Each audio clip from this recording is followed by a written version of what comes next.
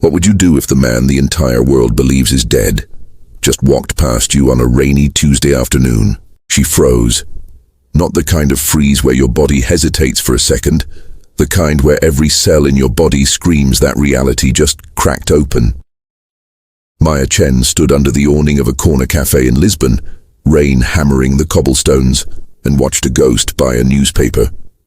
Same sharp jawline, same way he tilted his head when reading, same scar above his left eyebrow from a college skiing accident he'd told her about during their first all-nighter at the office 7 years ago. Adrian Covey, dead 6 months, died in a private jet crash over the Atlantic. Wreckage found, memorial held at the Met, eulogies from 3 senators and a former president. His face on the cover of Time magazine with the headline, "The Titan Who Fell Too Soon." Except he wasn't dead. He was alive. And he was 20 feet away, wearing wire-rimmed glasses she'd never seen him wear, a weathered jacket that looked nothing like his $1,000 suits, and a beard that made him look like someone's literature professor. But it was him. She'd know those hands anywhere, the way his fingers drummed twice on any surface when he was thinking. He did it now, against the rolled newspaper, and her breath caught in her throat. Maya had spent the last 6 months rebuilding herself, rebuilding everything. She'd been his chief of staff at Cove Technologies, the youngest person to ever hold that position at a Fortune 500 company. 29 years old and running logistics for a man who'd revolutionized 3 industries before turning 40. They'd worked 16-hour days together, built empires in boardrooms. She knew how he took his coffee, knew his tells in negotiations, knew the exact moment in every meeting when he decided to trust someone or destroy them. And then he was gone. The jet, the ocean, the funeral where she'd stood in the back wearing sunglasses, unable to cry because the grief was so massive it had turned to stone inside her chest. His wife sobbing in the front row, the perfect image of devastation. His 2 children, 12 and 14, trying to be brave. The company's stock plummeting, hostile takeovers, vultures circling. Maya had fought them all, working 20-hour days, barely sleeping, because it's what he would have wanted. Because loyalty doesn't die with a plane crash. Except it wasn't a plane crash, it was something else, something impossible. He turned slightly, and for one terrible electric second, his eyes swept past where she stood. She pressed herself against the wet stone wall, heart slamming against her ribs. Did he see her? Did he know? The newspaper tucked under his arm, he walked away, disappearing into the maze of Lisbon's Alfama district, where tourists got lost and locals knew every secret passage. Maya's hands were shaking, her phone was in her purse. She could call someone, her mother, the police, the FBI. Adrian Cove is alive would be the headline of the century. The questions would be infinite. Where has he been? Why did he fake it? What about his family? The lawsuits alone would bury whatever was left of his reputation, but she didn't call anyone. Instead, she followed him. The rain turned the streets into rivers of reflection, lights from windows doubling in the wet stone. She kept a full block between them, weaving through couples sharing umbrellas and old men smoking in doorways. He moved with purpose, but not hurry, someone who knew where he was going. This wasn't a man on the run. This was a man who'd made a choice. Her mind was spinning. 6 months ago, she'd been on a call with him 90 minutes before the flight. He'd seemed fine. Tired, maybe. There'd been something in his voice, though, now that she thought about it. Something she'd been too busy to notice.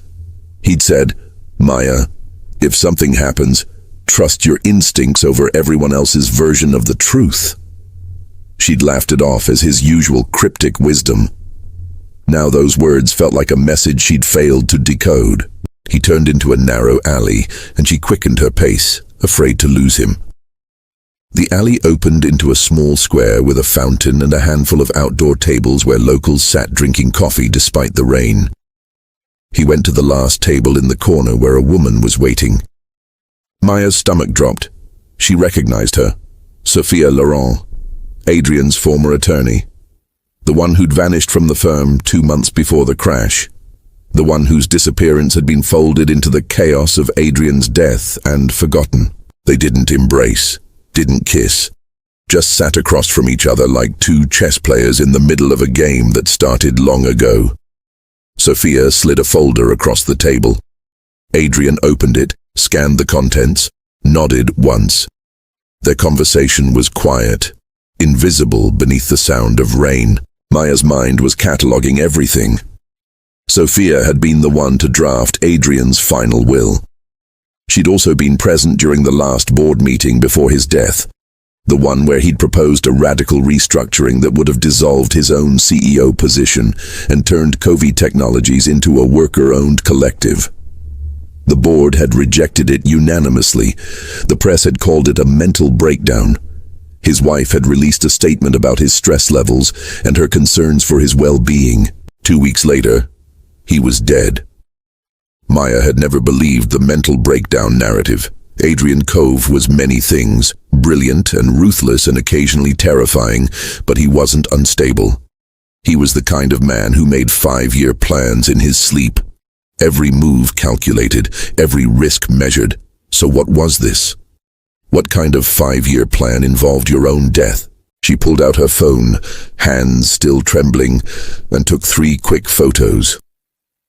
Not great quality in the rain and distance, but enough. Proof. Evidence that Adrian Cove was alive, meeting with his former attorney in Portugal while the rest of the world mourned him, while his children grieved, while Maya had destroyed herself trying to save his company. Anger surged through her, hot and sudden. How dare he? How dare he let them all believe he was gone while he sat in cafes with his secrets and his new beard? She took a step forward, ready to walk up to that table and demand answers, ready to shatter whatever careful illusion he'd built. And then Sophia looked up, looked directly at her. Through the rain and the distance their eyes met, and Maya saw something that stopped her cold.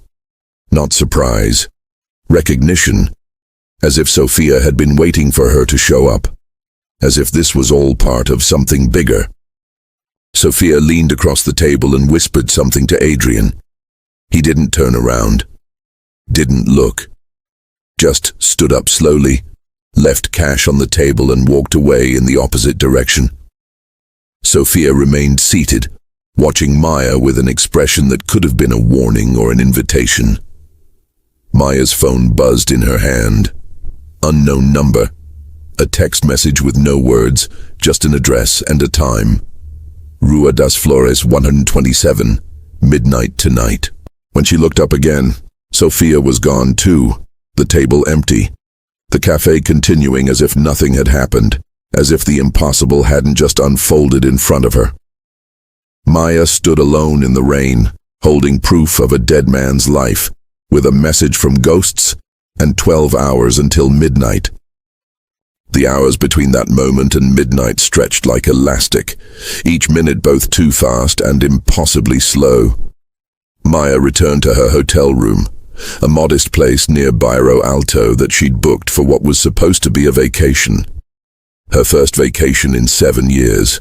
3 days in Lisbon to remember what it felt like to be a person instead of a machine that optimized other people's empires. She sat on the edge of the bed, phone in hand, staring at the photos she'd taken. In the dim light of her room, Adrian's face was grainy but undeniable. She zoomed in on his hands, on that familiar gesture, the double tap of fingers against the table. A habit she'd seen 1,000 times in conference rooms, on airplane armrests, against the rim of his coffee cup during late-night strategy sessions when everyone else had gone home and it was just the two of them, rewriting the future of technology.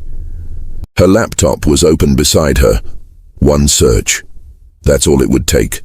She could upload these photos to a secure server, send them to the SEC, to the board, to every journalist who'd covered Adrian's death like it was the fall of Rome. She'd be the whistleblower, the woman who exposed the greatest fraud of the decade. Book deals, interviews, vindication for every sleepless night she'd spent trying to honor his memory. But her fingers didn't move toward the keyboard. because something else was louder than the anger. A question that had been forming since she saw him on that street. What if he had a reason? Adrian Cove didn't do anything without a reason. She'd learned that in year one.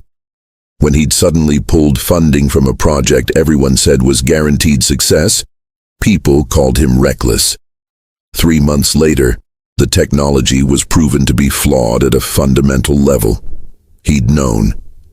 Somehow, he'd always known. He saw patterns in chaos that looked like prophecy, but was really just an inhuman level of attention to detail. So what pattern had he seen that required his own death? Maya pulled up news archives from the months before the crash. She'd lived through this period, had been in the center of it, but she'd been too close to see the whole picture. Now, with distance and the impossible knowledge that he was alive, she started to notice things she'd missed. 3 weeks before the crash, Adrian had quietly sold off his entire personal art collection.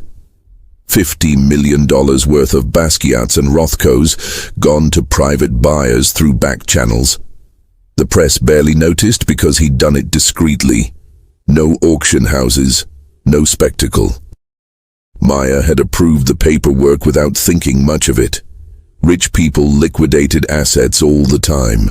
2 weeks before the crash, he'd had a private dinner with Senator Marcus Webb, the chair of the Senate Intelligence Committee.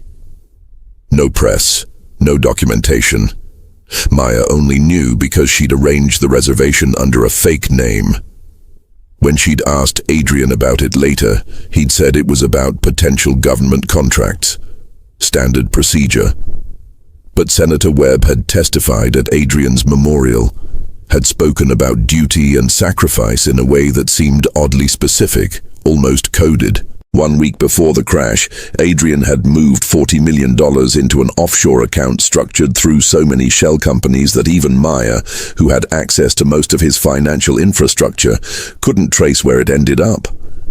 She'd assumed it was for the board meeting proposal, seed money for the worker collective plan. But what if it wasn't? The plane crash itself. She pulled up the investigation reports. The NTSB had concluded mechanical failure, a fault in the hydraulic system. The jet was 12 years old, well maintained but not new. These things happened. Except Adrian had been obsessive about maintenance. Had once grounded a plane for 3 days because a single indicator light was malfunctioning, even though every mechanic said it was fine. He'd been right then too. There had been a deeper problem. Would a man that careful die in a mechanical failure? Or would he make sure everyone believed he had? Maya's hands were cold. The room suddenly felt too small. She walked to the window, looked out at Lisbon's hills glowing under streetlights, and thought about the woman Adrian had left behind. His wife, Catherine. Maya had only met her a handful of times. Catherine existed in a different orbit, the social sphere of galas and charity boards, while Adrian and Maya operated in the machinery of empire building. But Maya had seen enough to know the marriage was complicated. Catherine was brilliant in her own right, a former prosecutor turned philanthropist. Not someone who could be easily deceived. So did Catherine know? Was she complicit or another victim? And the children? God, the children. She thought of them at the funeral. Their faces trying to be brave, trying to understand why their father's plane had fallen into the ocean. If Adrian had chosen this, if he'd walked away knowing what it would do to them, then who was he really? What kind of monster makes his own children grieve a fiction? Unless he did it to protect them from something worse. Maya's phone alarm chimed. 10 p.m. 2 hours until the address. 2 hours to decide if she was walking into this or running in the opposite direction. She could be on a flight back to New York by morning, could pretend she never saw anything, could let the dead stay dead and go back to her life, whatever that looked like now. But she'd never been good at walking away from puzzles. Adrian had hired her specifically for that trait. During her interview, he'd given her a problem about supply chain optimization that supposedly had no solution. She'd stayed up for 3 days straight and found one. He'd smiled, that rare, genuine smile he reserved for when someone surprised him and said, "You don't stop, do you? Even when you probably should." She'd taken it as a compliment. Now it felt like a warning. At 11:30, she left the hotel, wore dark jeans, a black jacket, comfortable shoes. She didn't know what she was walking into, but instinct said dress for escape routes. The address was in Moraria, one of Lisbon's oldest neighborhoods, a labyrinth of steep streets and hidden courtyards where tourists rarely ventured after dark. She took 2 different trams and walked the final 15 minutes, checking constantly to see if she was being followed. The rain had stopped, but left everything slick and reflective. The address led to a building that looked abandoned, windows dark, an ancient door with peeling paint. But when she pushed it, the door swung open smoothly, recently oiled hinges silent. Inside, a narrow staircase spiraled upward. Emergency lighting along the floor, the kind you'd see in expensive hotels disguised as old buildings. This wasn't abandoned. This was camouflaged. She climbed 3 flights, her footsteps echoing, and found a single door at the top. It was already open. The room beyond was stunning. A loft apartment with exposed brick, floor-to-ceiling windows overlooking the Tagus River. Minimalist furniture that cost more than most people's cars. And sitting at a glass table in the center, backlit by the city lights, was Sophia Laurent. "You came," Sophia said. Not a question. A confirmation of something she'd already known. "Where is he?" Maya's voice was steadier than she felt. "Not here. Not yet. We needed to talk first." Sophia gestured to the chair across from her. "Please, I know you have questions. Some of them I can answer." Maya didn't sit. "Is he alive?" "You know he is. You saw him. You followed him. You took pictures." Sophia's expression was unreadable. "The question isn't whether he's alive. It's why." "Then tell me why. Tell me why he let everyone believe he was dead. Tell me why I spent 6 months trying to save a company for a ghost." Sophia was quiet for a moment, studying her. Then she said, "What do you know about Project Prometheus?" Maya's blood went cold. Project Prometheus. She'd heard Adrian mention it exactly once, during a phone call she wasn't supposed to overhear. He'd been in his office with the door closed, but Maya had walked by to leave documents on his desk and caught fragments through the wood. Prometheus can't go forward. Too many variables. If they find out... She'd never asked him about it. In 7 years of radical transparency between them, that had been the one unspoken boundary. "I know the name," Maya said carefully. "That's all." "Then you know more than most." Sophia stood, walked to the window. Project Prometheus was Adrian's contingency plan. He spent 5 years and $200 million building it. A decentralized network that could expose corporate and governmental corruption on a scale that would make WikiLeaks look like a high school newspaper. Every backdoor deal, every bribed official, every lie that keeps the powerful powerful and the rest of us believing the system works. Maya felt the floor shift beneath her. That's why he wanted to restructure the company, the worker collective proposal. He knew they'd never let him do it. Knew the board would fight him, but he needed them to fight him. Needed it on record that he'd tried the legal route. Sophia turned back to face her. 3 weeks before the crash, Adrian discovered that certain parties had learned about Prometheus. Not just government agencies, private military contractors, people who make whistleblowers disappear in ways that look like accidents. He had a choice. Let them kill him for real, or die on his own terms and finish what he started from a position they'd never expect, from death. And Catherine, his children? Don't know. It's safer that way. If they knew, they'd be targets too. Their grief is real and that grief protects them. Maya's mind was reeling. The crash. How did he? Careful planning and excellent pilots. The jet had 3 people on it. Adrian and 2 former Navy SEALs who'd worked personal security for him for a decade. They flew to the predetermined coordinates, deployed their equipment, and scuttled the plane remotely after they were clear. The wreckage tells the right story. The black boxes were programmed to tell the right story. There are no bodies because the ocean is conveniently deep and conveniently willing to keep secrets. You're telling me Adrian Covey faked his death to expose corruption from beyond the grave? I'm telling you, Adrian Cove chose to become something more useful than a living billionaire. The dead can't be threatened, can't be bribed, can't be sued or arrested, but their legacies can detonate like time bombs. Sophia walked back to the table, pulled out a folder. Prometheus launches in 6 weeks. When it does, everything changes. 15 years of carefully gathered evidence released simultaneously across 50 servers in 30 countries. Unimpeachable proof of crimes that go back decades. People will go to prison. Governments will fall. Maya stared at the folder. Why are you telling me this? Because something's gone wrong. Sophia's composure finally cracked, just slightly. Someone else knows he's alive, someone dangerous, and they've issued an ultimatum. Adrian surrenders himself and kills Prometheus, or they kill the one person whose death would destroy him even in the afterlife. Maya's throat tightened. Catherine. Not Catherine. Sophia's eyes locked onto hers. You. The word hung in the air like a bomb mid-fall. Maya's pulse hammered in her ears. Me? Why would killing me? Because Adrian's only real vulnerability isn't his wife or his children. It's you. You're the one person who knows how he thinks. The one person who could unravel Prometheus if you wanted to. Because you understand his patterns better than anyone. And more than that. Sophia hesitated.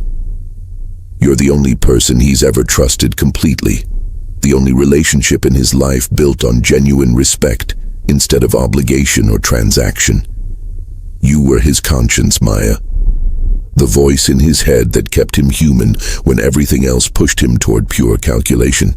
Maya sat down finally, legs giving out. This is insane. Agreed, but here we are. Sophia slid the folder across the table. He wants to meet you tomorrow, alone, to explain everything and give you a choice, because that's what he does even now, even when he should just make the logical decision and cut you loose for your own safety. He can't. He needs you to understand. Maya opened the folder with shaking hands. Inside were photographs, documents, flight manifests and financial records and encrypted communications. The skeleton of a conspiracy so vast it made her head spin. And at the bottom, a handwritten note in Adrian's distinctive scrawl. Maya, I know what I'm asking.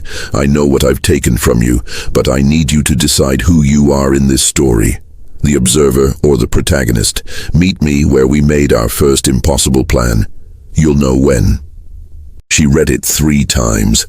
Where we made our first impossible plan. 7 years ago, her first month at the company, there had been a crisis. A product launch threatened by a supplier bankruptcy. Everyone said it was over, reschedule for next quarter. But Maya had pulled Adrian aside at midnight in the company's rooftop garden and pitched a solution so audacious it bordered on fantasy. He'd listened, really listened, and then smiled that rare smile and said, "Let's do it." They'd saved the launch. It had been the moment she'd stopped being an employee and become something else. A partner, a co-conspirator in the beautiful madness of building the future. The rooftop garden. He wanted to meet her at Cove Technologies headquarters in New York. The one place he absolutely shouldn't be if he was supposed to be dead. The ultimate risk. Maya looked up at Sophia. Who wants me dead? We don't know yet. That's part of why he needs you. You're still inside the company in ways we're not anymore. You can see things we can't, find patterns we've missed. Sophia's expression softened slightly. I know this is impossible. I know you have every right to walk out of here and never look back. But if you do, wear a vest and watch your back because they'll come for you anyway. The only safety now is forward. Maya stood. folder in hand, legs steadier now. The shock was burning off, replaced by something else. The feeling she used to get right before a major presentation, when the stakes were astronomical and failure meant collapse. Adrenaline mixed with purpose. The sense that she was exactly where she was supposed to be, even if where she was supposed to be was inside a nightmare. Tell me how to get back to New York without being tracked. Sophia smiled, not warmly, but with something like respect. There's a private flight leaving from a small airfield at dawn. No manifest, no records. The pilot owes Adrian his life 3 times over. I'll be on it. Maya walked toward the door, then stopped. Sophia, when this is over, when Prometheus launches and the world catches fire, what happens to him? To Adrian? Sophia looked out at the river, the lights dancing on dark water. Honestly, I don't know. Maybe he gets to come back. Maybe he stays dead forever. Maybe he ends up in a prison cell or a shallow grave. But he's made peace with all of those outcomes. The only thing he hasn't made peace with is you being collateral damage in a war you didn't choose. Maya nodded once and left. As she descended the spiral staircase, her phone buzzed. Another message from an unknown number. This one was different. A photo. Her hotel room taken from outside her window. The angle suggested whoever took it had been on the building across the street. The caption beneath it read, "You have 48 hours. Tell him to stop, or we start with you." She didn't break stride, didn't panic. Just kept walking, mind already working through scenarios and strategies and possibilities. Because Sophia was right about one thing. The only safety now was forward. And Maya Chen had never been afraid of impossible plans. She'd been making them work for 7 years. The difference was, this time the stakes weren't a product launch or a quarterly report. This time, the stakes were the truth itself, and maybe her life, and definitely the answer to a question she'd been asking since the moment she saw a dead man buying a newspaper in the rain. What do you do when reality breaks and you're the only one who can see the cracks? You walk straight into them, and you find out what's on the other side. The private airfield was little more than a cracked runway and a hangar that looked like it had survived both world wars through spite alone. Maya arrived as the sky was shifting from black to deep purple, that liminal hour when the world belongs to insomniacs and people running from something. The pilot was a woman in her 50s with silver hair and the kind of calm that comes from having seen everything twice. She asked no questions, just gestured toward a small jet that was sleek and anonymous, the kind of aircraft that didn't appear on any registry. Maya climbed aboard and found herself alone in a cabin designed for 8.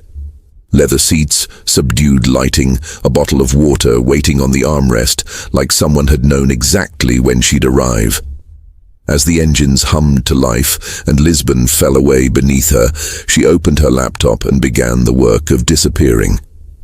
She wiped her hotel reservation from the booking system, scrubbed her credit card transactions, sent carefully worded messages to her assistant saying she was extending her vacation for personal reasons. By the time they crossed into international airspace, Maya Chen, the person, had become a ghost, leaving only Maya Chen, the puzzle piece. Moving across a board she was only beginning to understand. She spent the flight reading through Sophia's folder. Each document was a small detonation. Emails between defense contractors and senators discussing weapons deals that violated international law. Financial records showing pharmaceutical companies suppressing medical research that would have saved lives but destroyed profits. Communications between tech giants and intelligence agencies. A cozy partnership where privacy died in conference rooms over catered lunch. And woven through it all, Adrian's meticulous notes, connecting dots that most people wouldn't even know to look for. One document made her hands go still. A memo dated 3 years ago, internal communication within Cove Technologies' security division. It detailed concerns about an employee exhibiting unusual interest in Adrian's personal schedule and private communications. The employee's name had been redacted, but the security chief's recommendation was clear. immediate termination, and monitoring. Adrian's handwritten note in the margin said, "No, keep them close. Better to know where the knife is." He'd known. Even 3 years ago, he'd known someone inside his own company was a threat. And instead of eliminating them, he'd kept them near, studying them, using them as a barometer for how much his enemies knew. It was brilliant and terrifying in equal measure. Classic Adrian, treating assassination attempts like data points in a larger pattern. The plane touched down at a small airport in New Jersey just after noon. A car was waiting, keys in the ignition, another gesture of invisible infrastructure. Maya drove into Manhattan with the windows down, letting the city noise wash over her. She'd been gone 6 months, but it felt like years. The buildings looked the same, but everything else had shifted. Or maybe she had shifted, and the city was just reflecting back her own transformation. Cove Technologies' headquarters occupied 40 floors of a glass tower in Hudson Yards. Maya had her security credentials still, never revoked, because technically she'd taken a leave of absence rather than quitting. She parked 3 blocks away and walked, scanning faces, looking for the patterns Adrian had taught her to see. Someone following too casually. Someone not following at all but stationed at intervals. The watchers and the watched, the eternal dance of paranoia and preparation. The building's lobby was familiar as breathing. She nodded to security guards who remembered her, signed in using her real credentials because false ones would trigger alerts, and took the executive elevator to the 40th floor. It was after hours, but the office was still half full. Tech companies never sleep, just enter different states of consciousness. People glanced at her with surprise and questions they didn't ask. Maya Chen was back. The rumor mill would be churning before she reached her old office. She didn't go to her office. Instead, she took the emergency stairwell to the roof. The door was supposed to be locked, but Adrian had given her override codes years ago for late nights when she needed air and space to think. The code still worked. Some ghosts leave keys behind.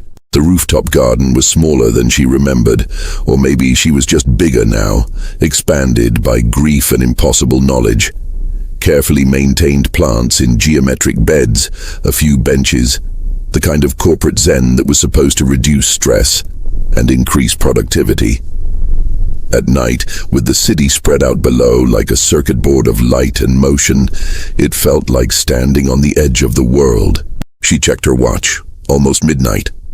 The note hadn't specified a time, but midnight felt right. Dramatic and secretive in ways that Adrian would appreciate despite himself. She sat on the same bench where they'd plotted that first impossible plan 7 years ago, and waited. He came at 12:15. She heard the roof door open, heard footsteps that tried to be casual but carried weight they couldn't disguise. When she turned, he was standing 10 feet away, hands in his pockets, that new beard making him look like a stranger wearing Adrian's bone structure. But the eyes were the same, still sharp enough to cut through pretense and bullshit, still carrying that particular kind of exhaustion that comes from thinking 12 moves ahead of everyone else all the time. "You're late," Maya said. "I wanted to make sure you weren't followed." His voice was different too, rougher at the edges, like he'd spent the last 6 months learning to be someone else and hadn't quite finished the lesson. "I wasn't. I'm good at this, remember? You trained me." A ghost of a smile.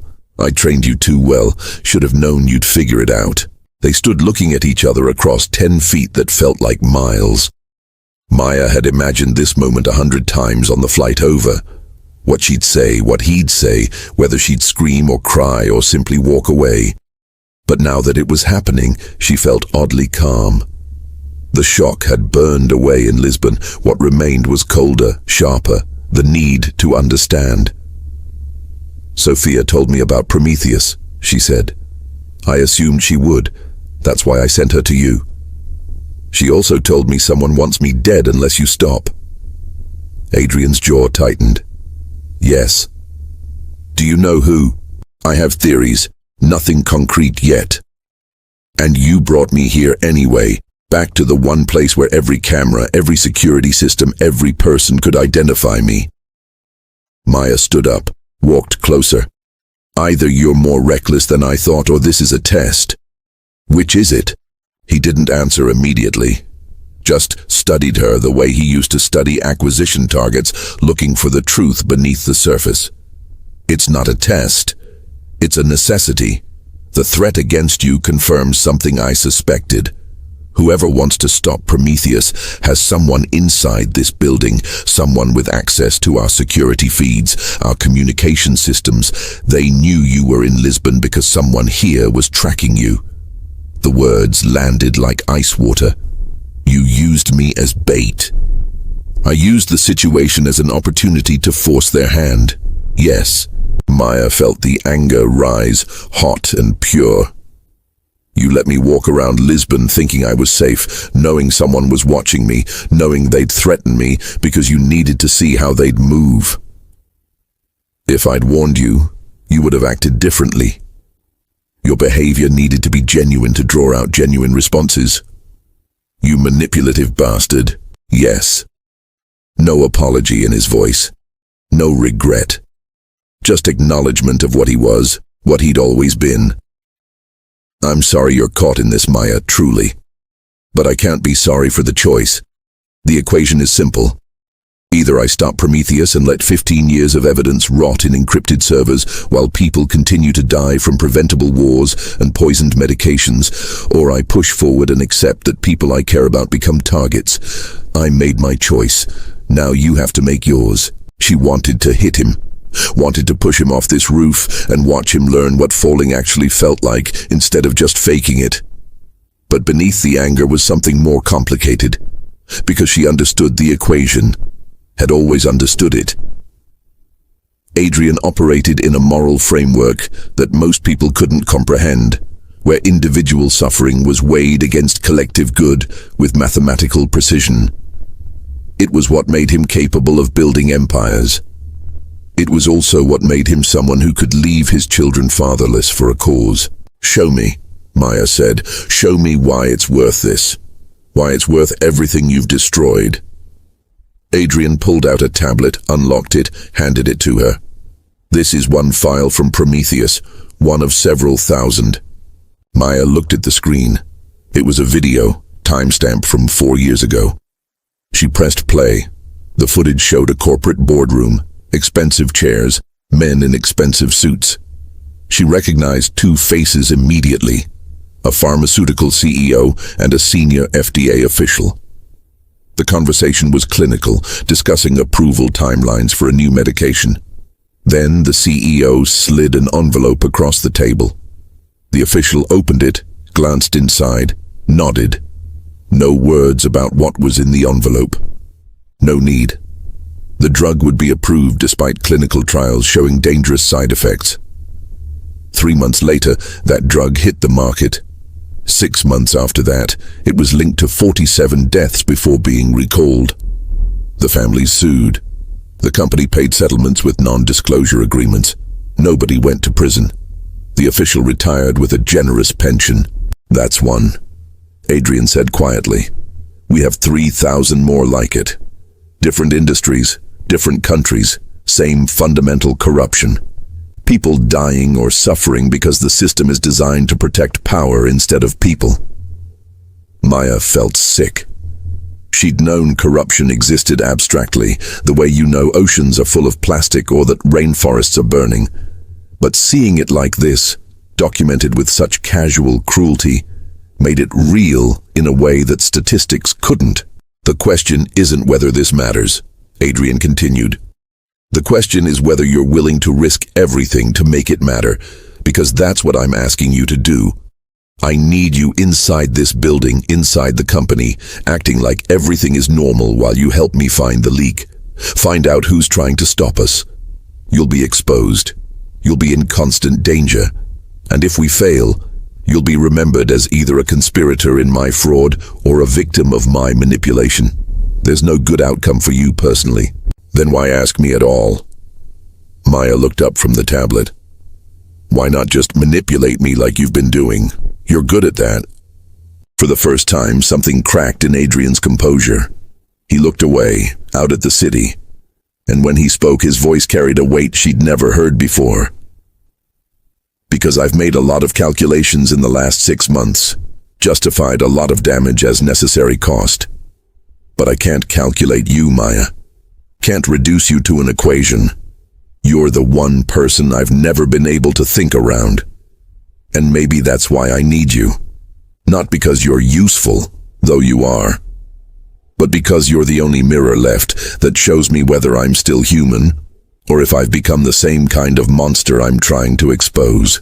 The honesty was like a wound opening. Maya understood suddenly why he'd faked his death in such a total way.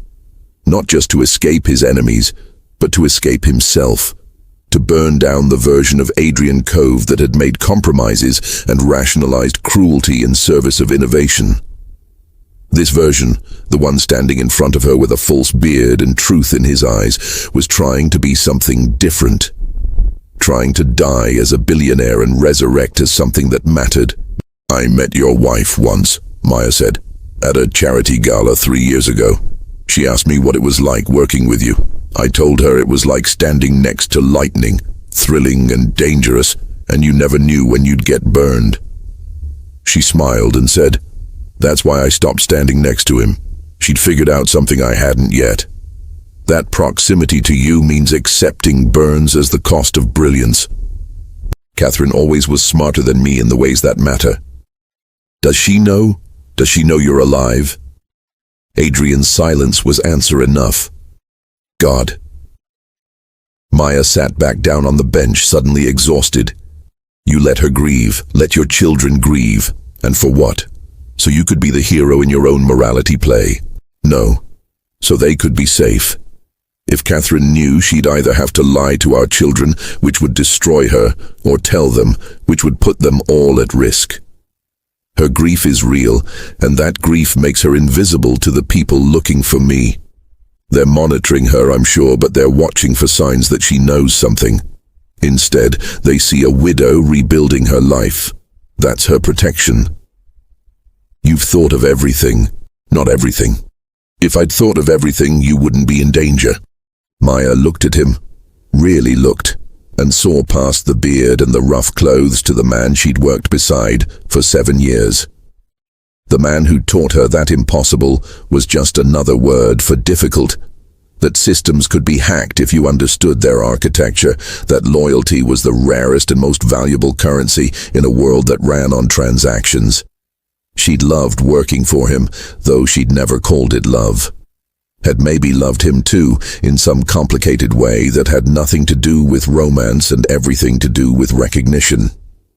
Two people who saw the world as a puzzle and couldn't stop solving it, even when solving it broke them. "If I do this," she said slowly, "if I help you, we do it my way. No more using me as bait without warning.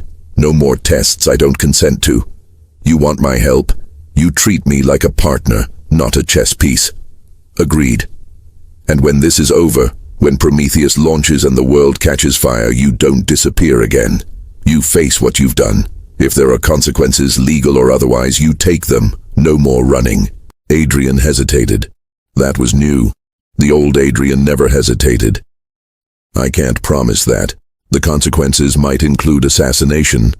Then you die for real this time. But you do it standing up, not hiding." Maya stood, walked to him, close enough now to see the new lines around his eyes, the exhaustion he carried like extra weight. "I need to know you're still capable of sacrifice, Adrian. Real sacrifice, not the calculated kind where you've already determined the acceptable loss. Because if you're not, if this is all just another game you're playing to feel like you matter, then I'm out. I'll take my chances with whoever wants me dead." He met her eyes, and for a long moment, they just stood there on the roof of an empire he'd built and abandoned. Two people who'd once moved in perfect synchronization, now trying to find the rhythm again. Finally, he nodded. "Okay, when it's done, I face it. No running. Then I'm in." She held out her hand. "Partners." He took it. His grip was different than she remembered, harder and somehow more desperate. Partners. They stood like that, shaking hands like it was a business deal and not a pact that might get them both killed. And Maya felt the weight of what she'd just agreed to settle over her like armor. She was all in now. No going back. Whatever came next, she'd chosen it. Adrian released her hand and pulled out a phone. Different from any phone she'd seen him use before. "I have something else to show you. Something Sophia doesn't know about yet. Something I've been sitting on because I wasn't sure what it meant." He pulled up a file, showed her a photograph. It took her a moment to understand what she was looking at. When she did, the entire puzzle shifted. The photograph was from inside Cove Technologies, taken from a security camera in the executive wing. The timestamp was from 2 weeks ago, long after Adrian was supposed to be dead. And the person in the photograph, standing outside Adrian's old office using a key that should have been deactivated, was someone Maya recognized immediately. Someone she'd worked with for years. Someone she'd trusted. Her assistant. The person who'd booked her flight to Lisbon, who knew her schedule, who had access to her calendar and her communications and every detail of her life. "No," Maya said, but her voice was hollow because she already knew it was yes. Rebecca wouldn't. "I had the security system send me alerts anytime someone accessed my old office. Rebecca has been in there 17 times in the last 3 months. She's looking for something. Or planting something. Either way, she's the leak or connected to it." Maya's mind was racing. Rebecca. 26 years old, brilliant and organized and always 3 steps ahead. Maya had hired her 2 years ago, had mentored her, had trusted her with everything from passwords to personal problems. And apparently Rebecca had been using that trust to betray them to whoever wanted Prometheus stopped. "We need to," Maya started, then stopped. Because the roof door was opening again, and this time the footsteps were wrong. Too many of them. Too fast. Adrian grabbed her arm, pulled her behind a planter as 6 people emerged onto the roof. Security uniforms, but the way they moved was military, trained, dangerous. They fanned out with practiced efficiency, and Maya realized with cold clarity that they weren't here to escort them out. They were here to make sure neither of them left at all. One of them spoke into a radio. Target acquired, both of them, proceeding with containment. Adrian's hand was tight on her wrist, his eyes scanning for exits that didn't exist. They were 40 floors up with nowhere to run. The impossible plan had just become an impossible trap. And as the security team closed in, Maya understood the real test wasn't whether she'd help Adrian. The test was whether they could survive what helping him meant. Whether trust was enough when standing at the edge of everything, with enemies in uniforms and betrayal wearing the face of someone you'd taught to be better. The city below glittered, indifferent to the small drama playing out on one rooftop. Somewhere in those lights, Rebecca was probably watching through hacked security feeds, seeing her former mentor cornered. Somewhere the people who wanted Prometheus dead were counting down to victory. And somewhere inside Maya, something new was being born. Not fear, not even anger anymore. Something colder and sharper, forged in the moment between safety and free fall. The thing she'd need to become if she wanted to survive what came next. Adrian moved first. Not toward the exits that didn't exist, but toward the edge. He grabbed Maya's hand and pulled her with him, running past startled plants and benches toward the decorative railing that separated garden from sky. The security team shouted commands, voices overlapping into noise. Maya's brain was screaming that this was suicide, that 40 floors was fatal, that there was nowhere to go but down. But Adrian's grip was certain, and in 7 years, she'd learned to trust that certainty even when it looked like madness. They reached the railing and he vaulted over, pulling her with him. For one terrible second she thought they were jumping, thought this was how it ended, falling together into the Manhattan night. But there was a maintenance ledge 3 feet below, narrow as a promise, running along the building's exterior. Adrian landed first, caught her as she dropped beside him. They pressed against the glass, 40 floors of empty air at their backs, and shuffled sideways toward a window washer's platform that Maya had never noticed before, but Adrian clearly had. Above them, the security team reached the railing. One of them leaned over, gun drawn, but Adrian was already pulling open the platform's access panel, fingers moving with muscle memory. The platform lurched downward, cables singing, and they dropped into the darkness between floors while bullets sparked against metal where they'd been standing. The sound was smaller than movies made it seem, just sharp cracks that got swallowed by wind and distance. The platform jerked to a stop at the 35th floor. Adrian pried open an emergency window, and they tumbled inside, landing in a dark hallway that smelled like cleaning supplies and recycled air. Alarms were screaming now, the whole building aware that something was wrong. They ran through corridors Maya knew by heart, her feet finding the path even as her mind struggled to process what had just happened. Someone had tried to kill them. Someone inside Cove Technologies had just tried to murder them on the roof of a building Adrian had designed. They took the freight elevator to the parking garage, Adrian using override codes that somehow still worked. In the elevator's harsh, fluorescent light, Maya could see her hands shaking. Adrenaline and shock mixing into something that made her feel simultaneously electric and numb.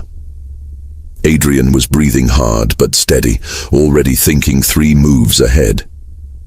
"Rebecca," Maya said. "She set this up. She knew we'd meet on the roof." "Probably, but she's not working alone. Those weren't regular security, those were contractors, military grade. Whoever hired them has serious resources." The elevator opened into the garage. They moved between parked cars, staying low, heading for the vehicle Maya had arrived in. But when they reached it, all 4 tires were slashed. Predictable, professional. The car next to it was the same. They weren't getting out this way. Adrian pulled out his phone, made a call. 3 words. "Extraction. Now. Underground." Then he grabbed Maya's hand again and they were running deeper into the garage, past the executive parking toward the maintenance levels that most employees didn't know existed. Down 2 more levels into a sub-level that predated the modern building, old concrete and exposed pipes from when this land held something smaller and less ambitious. A door marked, "Authorized personnel only." Adrian's codes worked here too, and they entered a tunnel that ran beneath the street, part of the old infrastructure that connected buildings in this part of Manhattan. The tunnel was lit by emergency lighting, all shadows and echoes. Their footsteps sounded too loud, like advertisements for their location. Maya's phone buzzed. She pulled it out, saw a message from Rebecca. "I'm sorry. They have my sister. I didn't have a choice." The words landed differently than Maya expected, not with anger, but with a tired kind of understanding. Everyone had leverage. Everyone had the one thing they couldn't sacrifice. For Rebecca, it was family. For Adrian, it was the impossible idea that one person could change systems too big to see. For Maya, it had always been the need to understand, to solve the puzzle, even when the puzzle was designed to cut her. "She says they have her sister," Maya told Adrian. He didn't slow down. "Probably true. It's how these things work. Find the pressure point and push until something breaks. Do you know who they are yet? Who wants this stopped badly enough to threaten families?" "I have a theory. We'll know if I'm right in about 2 minutes." The tunnel opened into a larger chamber, something that looked like it had been a subway station in a previous century before being abandoned and forgotten. A black SUV was waiting, engine running, driver's door open. No driver visible. Adrian approached cautiously, checked the vehicle, then gestured for Maya to get in. They drove in silence through empty streets, taking turns that seemed random, but probably weren't. Dawn was breaking over the city, painting everything in shades of gold and pink that felt obscene given what they'd just survived. Beauty continuing despite bullets and betrayal, the world turning regardless of individual catastrophe. The SUV stopped at a warehouse in Red Hook, nondescript and industrial. Inside, the space had been converted into something between a bunker and a command center. Computers lined one wall, surveillance feeds from dozens of locations playing on monitors. Sophia was there, along with 3 other people Maya didn't recognize. The team behind Prometheus, she realized. The infrastructure that had kept Adrian alive and hidden for 6 months. They moved faster than expected, Sophia said, not quite looking at Adrian. How bad? 6 contractors on the roof. They knew exactly where we'd be and when. Adrian moved to the computers, started pulling up files. Which means Rebecca was compromised at least a week ago, maybe longer. They've been tracking Maya since Lisbon, probably before. The question is what they know about Prometheus. One of the other team members, a woman in her 30s with programmer's hands, spoke up. The encryption is solid. Even if they got into our systems, they couldn't access the actual files without keys that are physically separated and stored in 3 different countries. They don't need to access the files, Adrian said. They just need to stop the release, which means they need to stop us. He pulled up a document on the main screen. This is the theory I mentioned. Cross-referencing the companies and individuals most exposed by our evidence with people who have both motive and means to orchestrate this kind of operation. The document was a web of connections, names and corporations linked by lines that showed money flows and shared interests. At the center was a name Maya recognized, Marcus Webb, the senator, the one who'd had dinner with Adrian 3 weeks before the crash. The one who'd spoken at his funeral about duty and sacrifice. Webb, Maya said, you think a U.S. senator is trying to kill us?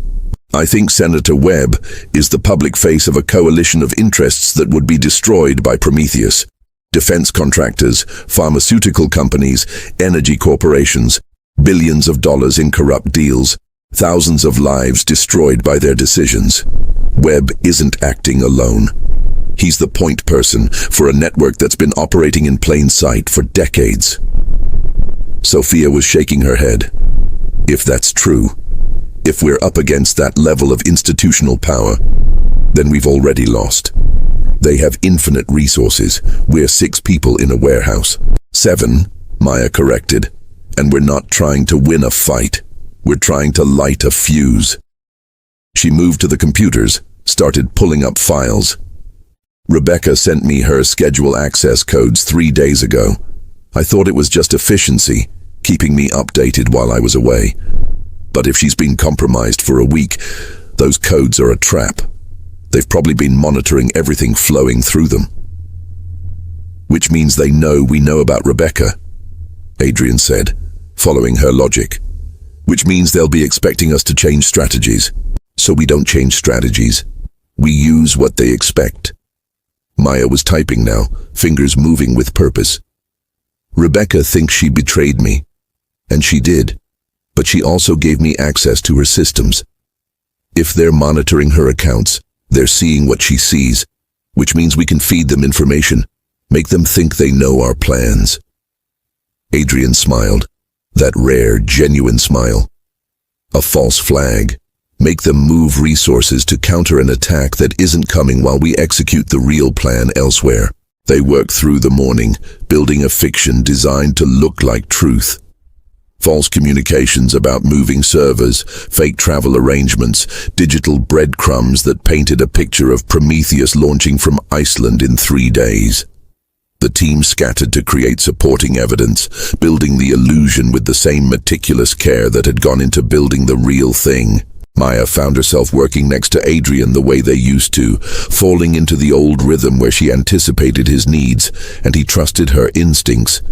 But it was different now, too. The barrier between them had dissolved somewhere between the roof and the tunnel, burned away by proximity to death. They weren't employer and employee anymore, maybe never had been. They were 2 people who'd chosen to stand at the edge of everything and push. Late afternoon, Maya stepped outside for air. The warehouse district was quiet. Industrial silence broken only by distant traffic. Sophia joined her, offered a cigarette that Maya declined. "He's different with you," Sophia said. "More human, less machine." "I think he's been more machine than human for a while. This is just him remembering which parts still work." "Do you think it's worth it? What he's doing?" Sophia lit her own cigarette, exhaled smoke into the fading light. "Prometheus will destroy lives. People will go to prison. Careers will end. Families will be ruined. And most people will just keep living their lives. Maybe slightly more cynical. Maybe slightly more careful about who they trust. The system will adapt. It always does." Maya thought about the video Adrian had shown her. The pharmaceutical executive and the FDA official, casual corruption that killed 47 people. She thought about Rebecca, forced to betray them because someone had weaponized her love for her sister. She thought about Adrian's children, grieving a father who chose principle over presence. "I don't know if it's worth it," Maya said finally. "I'm not sure anyone can make that calculation honestly. But I know what happens if we don't try. The corruption continues. The powerful stay powerful. People keep dying in preventable ways because profit matters more than lives. Maybe Prometheus doesn't fix that. Maybe nothing fixes that. But at least we'll have shown the wound, made it impossible to ignore. And sometimes making people see the truth is enough to shift what they're willing to accept as normal." Sophia nodded slowly. "Adrian said you were his conscience. I didn't understand what he meant until now. You don't tell him what's right. You make him remember why right matters." They went back inside. The false information was seeded, ready to draw their enemies toward Iceland, while the real launch happened from somewhere entirely different. The actual plan was simpler than the fiction. Prometheus would release from distributed servers at 0400 GMT, synchronized across time zones, impossible to stop once initiated. The launch codes were already uploaded. All that remained was to survive the next 18 hours while their enemies chased shadows. Night fell. The team took shifts sleeping, always someone awake and monitoring. Maya found a quiet corner, tried to rest, but her mind wouldn't stop. She kept thinking about Rebecca, about the choice between saving someone you love and protecting people you've never met. About how morality gets complicated when the equations involve real faces instead of abstract principles. Her phone buzzed. Another message from Rebecca. "They're moving. Something big. I don't know what, but they're calling in everyone. Be careful." Maya showed it to Adrian. He frowned, pulled up their monitoring systems. "She's right. Webb's coalition is mobilizing, but they're not heading to Iceland. They're converging on here. They figured it out. How? Doesn't matter.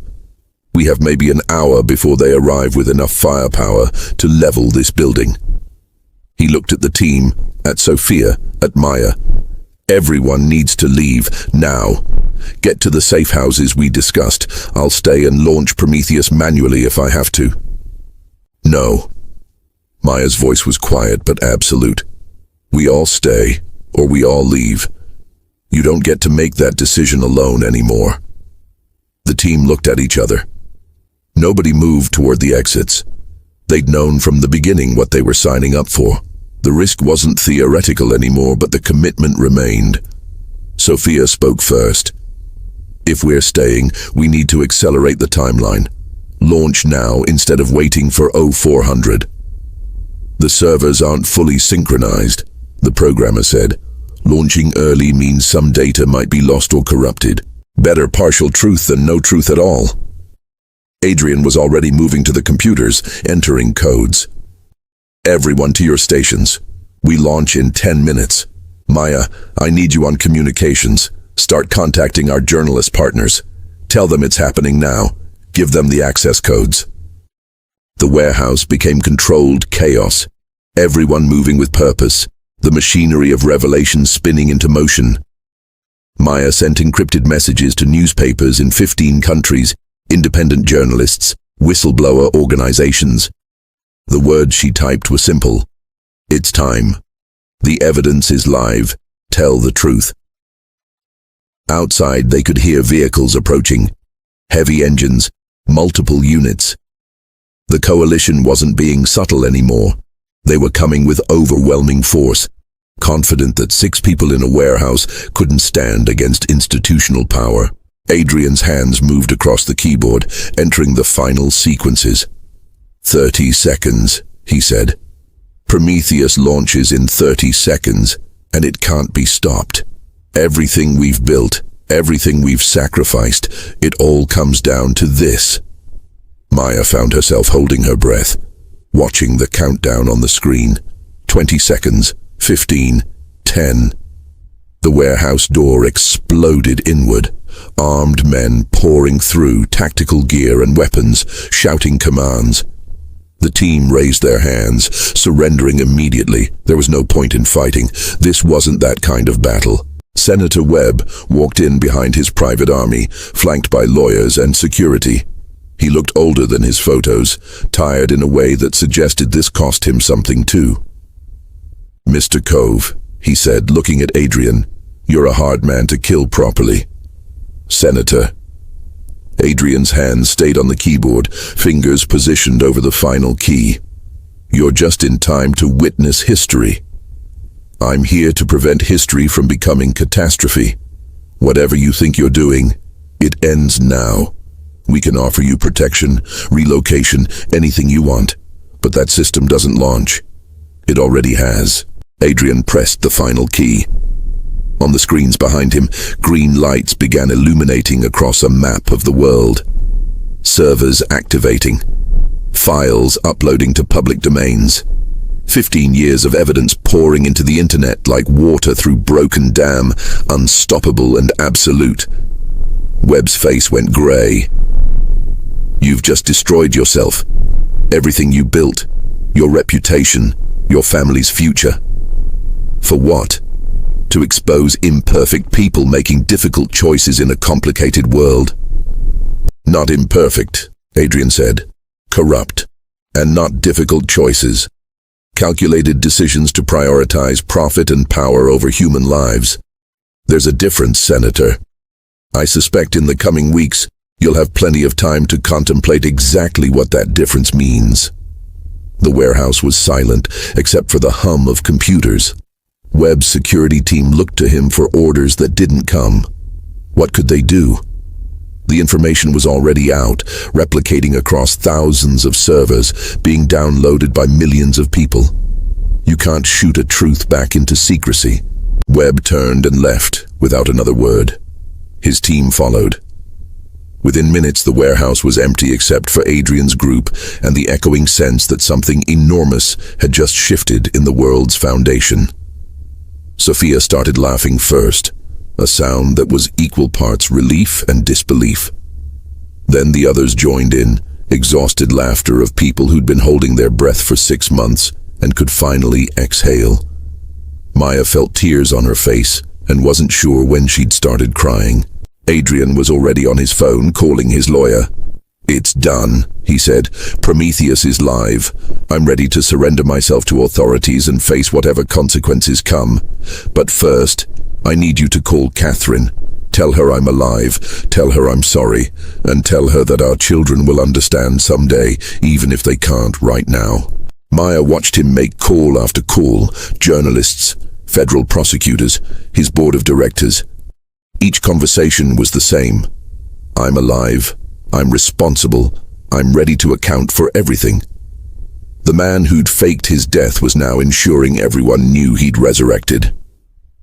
The man who'd operated in shadows was dragging himself into the harshest possible light. The sun was rising again, the second dawn since their meeting on the roof. Maya walked outside, phone in hand, and called Rebecca. When she answered, Maya could hear crying on the other end. "I'm sorry," Rebecca said again. "They had Emily. They said they'd kill her if I didn't—" "I know," Maya interrupted. "It's okay. Is she safe now?" "Yes. They let her go an hour ago. As soon as the files went live, They just let her go. I don't understand. The leverage disappeared. Once Prometheus launched, there was no point holding hostages. The damage was done. Maya paused, trying to find words for something she'd only just understood herself. Rebecca, people are going to ask you about what happened, about what you did, and you need to tell them the truth. All of it. Don't protect me or Adrian or anyone else. The whole point of this was that truth matters more than loyalty, more than reputation. That's the only way any of this means anything. She hung up and stood watching the city wake up. Somewhere in those buildings, people were opening their laptops and seeing evidence of corruption so vast it would take years to fully comprehend. Somewhere, powerful people were calling lawyers and preparing defenses. Somewhere, Adrian's children were about to learn their father wasn't dead, which would hurt almost as much as learning he'd chosen this path. Adrian joined her outside. He'd shaved the beard, looked more like himself now, more like the ghost he'd been pretending to be. The FBI will be here within the hour, he said. I'll be in custody by afternoon. The legal process will take years. I might die in prison. Probably will, given how many powerful people I've just destroyed. Was it worth it? Maya asked. The same question Sophia had asked her, but different now because the theoretical had become real. Adrian was quiet for a long time. Ask me in 10 years, if the world is different. If even one policy changes because people saw the truth and demanded better. If even one life is saved because corruption became slightly harder to hide. He looked at her. Ask me then, if it was worth my children growing up without a father. Worth your career being destroyed by association. Worth all the collateral damage. I don't know yet. I might never know. That's the most honest thing you've ever said to me. Yeah. He smiled, sad and real. Turns out dying and coming back makes you better at honesty. Who knew? They stood together in the early morning light, watching normal people move through a world that didn't know yet how much had changed overnight. In a few hours, the news would break. In a few days, the first arrests would happen. In a few months, trials would begin.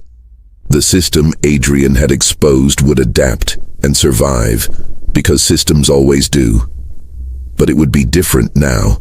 Slightly more transparent, slightly more accountable, slightly more afraid of people who refuse to accept corruption as the price of civilization. Maya thought about the question that had started everything. What would you do if the man the entire world believes is dead just walked past you on a rainy Tuesday afternoon?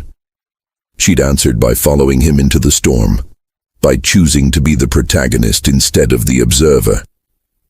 And now, she stood on the other side of that choice, damaged and changed, and somehow more herself than she'd ever been. I need to ask you something, she said. That first night we worked together, the rooftop garden 7 years ago. Did you know then that I'd be the one standing here with you at the end? Adrian considered the question seriously. No, but I hoped.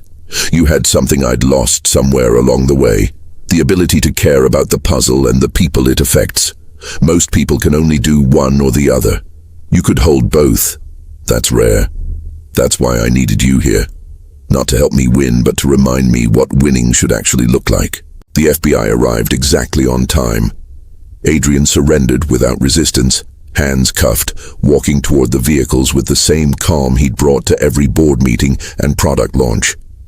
Before they put him in the car, he looked back at Maya and mouthed 2 words, "Thank you." She nodded once. No forgiveness but acknowledgement. They'd made impossible plans together and watched them burn and built new ones from the ashes. They'd stood at the edge and chosen to jump. Not everyone survives that kind of fall, but they had, transformed by the descent. Maya turned away from the scene, pulled out her phone, and started making calls. She had work to do, stories to tell journalists, evidence to verify, 1,000 threads to pull that would keep her busy for years. Prometheus wasn't the ending. It was just the beginning of a longer, harder story about what happens when you make the powerful afraid. And maybe that was the real truth beneath everything. That change doesn't happen in single moments of revelation. It happens in the thousand small decisions that follow. In choosing to keep telling the truth even when it's dangerous. In refusing to let corruption hide behind complexity. In standing up when standing up costs everything. The sun climbed higher, turning the warehouse district gold. Somewhere in Manhattan, Adrian's children were waking up to news that would reshape their understanding of everything. Somewhere in Lisbon, Sophia was already planning the next phase. Somewhere, people who'd done terrible things in service of profit were preparing to face consequences they'd thought themselves too powerful to receive. And Maya Chen, former chief of staff to a dead billionaire, current accomplice to the greatest information leak in history, stood in the morning light and wondered about the question that would define her life from this moment forward. How do you live in the aftermath of choosing truth over safety? How do you justify the damage when you're not sure yet whether the damage was worth it? She didn't have answers, but she had time now to find them. Time and purpose and the strange comfort of knowing she'd chosen the hard path instead of the easy one. In a world that often felt designed to make people small and compliant, she'd helped make one person enormous enough to shake the foundations. And if that person crashed in the process, well, at least the crash had meaning. At least it left marks that mattered. Maya walked away from the warehouse as sirens faded into distance, carrying with her the weight of impossible plans and the lightness of no longer carrying them alone. The story wasn't finished. Stories like this never are. But this chapter was complete, and the next one stretched ahead like a city waking up, full of chaos and possibility, and the dangerous, beautiful work of trying to build something better from what you've broken. That's all any of us can do, really. Choose what to break, choose what to build, choose whether to watch history happen or make it happen. And live with those choices knowing that sometimes the bravest thing is not having all the answers, just the courage to ask the questions anyway.